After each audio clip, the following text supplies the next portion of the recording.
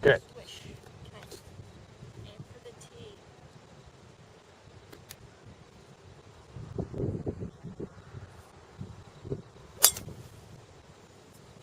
It's all right. I did aim for the I know you did. And one of these days you'll hit.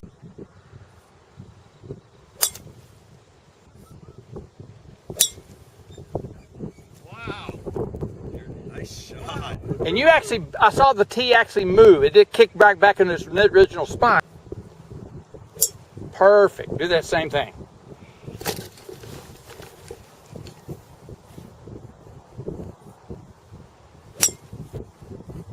It's all right. You can see that you didn't hit the tee. Yeah. I'm first going to look at you in the impact position because it's the most important. Everything the ball does, how far it goes, how high it goes, how much it spins and curves, is a direct response to the laws of physics in motion at the brief moment of impact. On the left is Tiger hitting an iron. This is video I took at last year's US Open. On the right is Grant Wade hitting the driver. Grant was a PGA Tour player during the 90s and now is one of the top instructors of tour players. Grant's teaching partner is a good friend of mine, Joe Mayo, who lives in Las Vegas. Grant was considered by many as having one of the best and most fundamentally sound golf swings. At impact, they both have the majority of their weight on the left side. In fact, the average pro will have 85 to 90% of their weight on the left side at impact. I've drawn a red block from the center of their ankles to the top of their head, and you can see that the red line off their left foot is passing right through their belt buckle, showing how the center of their mass is right on top of their left foot. They both have extended arms through impact. Their elbows are close together and not separating. Having extended arms and weight forward allows them to control the low point of their arc of their swing. When hitting the iron, this fundamental allows the placement of the low point to be in front of the ball, so that they hit the ball first and then the ground, producing the maximum compression of the golf ball. These fundamentals also allows for the highest level of consistency in controlling the face angle and club path during impact, so that you in turn have the highest level of consistency in hitting whatever optimal ball flight you want. Okay, Evelyn, I'm going to look at one of your tee shots during the round, and I have you at the impact position. My goal is to find the one or two things that we can adjust in your swing that'll help you hit the ball a little bit more solid with a square club face so the ball goes in the direction that you want. You had a tendency to come in with the face angle too open and the ball would go off to the right. You also had a tendency to not be able to hit down the ball and hit that tee. When the ball was there, you tended to get a little bit tight in your arms. And so let's look at your swing and see if we can't identify some changes. Here you are at the impact position. You can kind of tell when you look at that club face right there that it's wide open. It's kind of going off to the right. And the reason is going to be in your gripping. Once I make a grip change for you, you'll immediately start hitting the ball better. So I'm just kind of giving you a precursor to what I'm going to talk about a little bit later in this video, is that a lot of the mechanics that I see that are wrong in your swing are all tied to the same problem, and that's how you grip the club with your left hand. So we're going to change that a little bit later. But let's talk about some of these positions. Clear that. As you come through, now right now I have your right arm parallel to the ground, and you'll notice that your right arm is bent here. But when this arm is when the forearm is straight, your club is going this way. It's hanging downward. So let's compare that to, say, what the pros, their shaft looks like compared to their right arm at that post-impact. So here I have you in the post-impact position, and I'm comparing you to Tiger's swing. The red line represents where your right forearm is lined up to, and then the blue line is the shaft of the club. And you can see that Tiger is rehinging that shaft. The club is going kind of in an upward position here. It's swinging upward around his wrist, and you still have your club below your wrist. So your wrists are not rehinging the club during the follow through.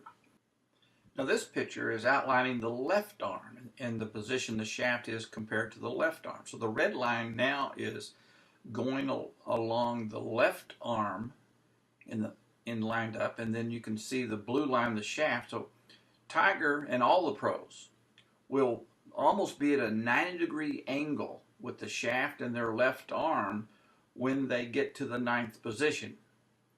And your left arm and shaft are almost in a very straight line. And so what I would prefer to see is to have this shaft going up this way, that you would have a right angle at this point.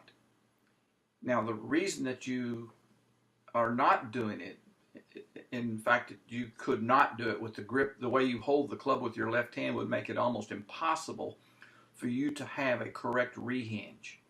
And so the main thing that we need to focus on to take you to the higher level of ball striking, and is we're simply going to change the way you hold the club with your left hand. And once you start gripping it properly, then we can build proper fundamentals around your golf swing. But the thing that is sabotaging most of your golf shots is your grip. I put you back just after impact, and again, you can see how your arms your elbows are separating, and that you're not hitting. Tiger's, both of his arms are very extended through impact, and your elbows are separating and bending. And as Tiger comes through, still has he keeps his elbows very close together. At this point, you can see his left hand, his white glove, is underneath the right hand. His wrists have crossed.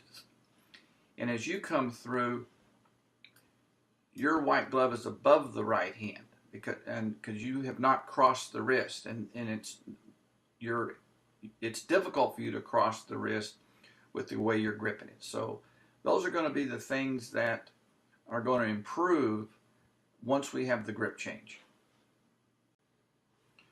What we're going to do is change this left hand. We're going to change it in two ways.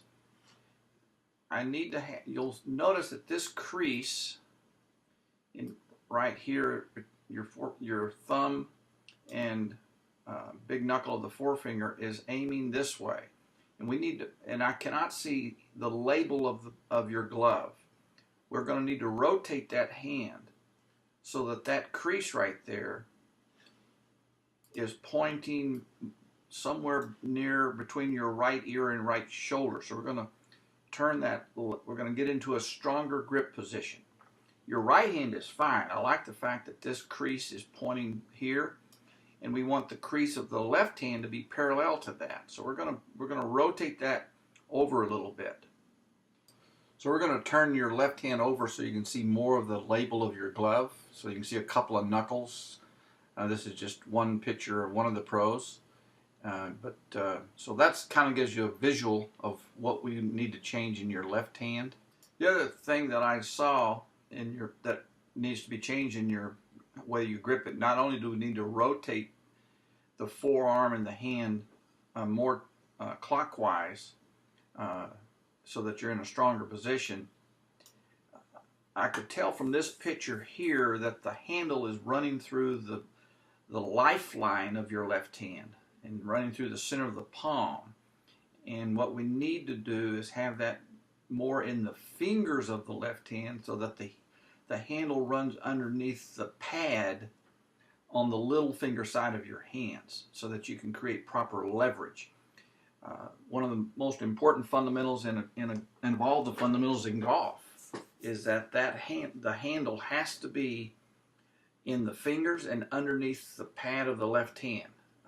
Without that, you cannot have proper leverage. So the reason you can't rehinge is because you don't have a fulcrum for the leverage of the golf swing, and the fulcrum is that pad. So when we get together next, we're going to focus on you becoming very comfortable with a new gripping method that you're going to grip it in the fingers, and you're going to find you've got more effortless power when you have that proper grip. So I'm looking forward to that change because you're going to have an immediate improvement in your ball striking.